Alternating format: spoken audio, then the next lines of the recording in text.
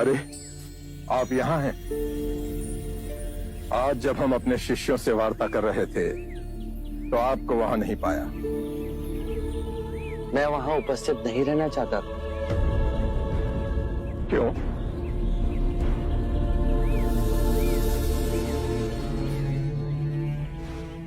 आप अपने शिष्यों को संबोधित कर रहे थे। यदि स्वाभाविक कोई प्रश्न मेरे मन में जागता तो आपके शिष्यों के सामने उसे पूछना आपको दुविधा में डाल सकता था। परंतु यहाँ तो एकांत है। अब हम वार्ता कर सकते हैं। कृपा करें, आप दुख के संबंध में कुछ कह रहे थे। क्या आप ये मानते हैं कि दुख सत्य है? क्या आप ये भी मानते हैं कि दुख के कारण भी है? हाँ। यदि कारण है तो दुख तो रहेगा, और यदि कारण ही समाप्त हो जाए तो दुख भी लुप्त हो जाएगा, जैसे सूर्य के प्रकाश से अंधेरा।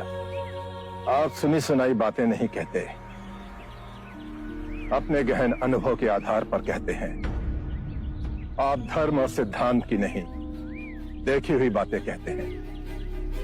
आपने कहा कि मुक्ति का मार्ग है अपने विवेक को जगाना और गूढ़ ध्यान में लिप्त हो जाना, जिससे मनुष्य स्वयं को और इस संसार को भली भांति समझ सकता है।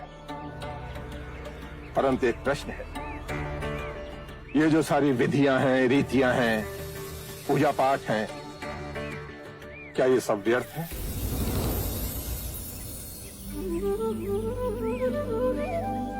यदि कोई व्यक्ति इस नदी के दूसरे किनारे पर जाना चाहे तो वो क्या करे? यदि जल गहरा नहीं है तो वो चलकर जा सकता है, और यदि जल गहरा है तो वो नाव की सहायता से जा सकता है या स्वयं तैरकर जा सकता है।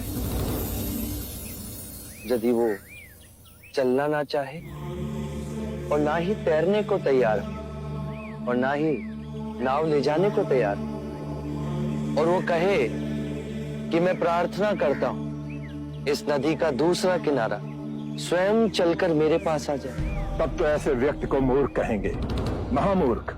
इसी प्रकार यदि व्यक्ति अज्ञान और भ्रांति को अपने विवेक से मिटाएगा नहीं तो परम आनंद और मुक्ति के दूसरे छोर पे कैसे पहुंच पाएगा?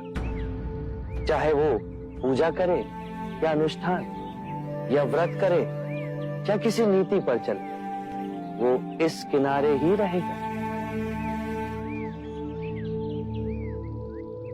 हमने सारे शास्त्रों को पढ़ा, उन पर व्याख्या की, परंतु जीवन के इतने जटिल सत्य को इतनी सरलता से किसी ने नहीं समझाया, किसी ने नहीं समझाया। आप इस भटकती मानवता को परम ज्ञान का मार्ग दिखाएंगे। आप करुणा के सागर हो। हे बुद्ध, आप हमें अपना अनुयायी स्वीकार करें। बुद्धं शरणं गच्छामि।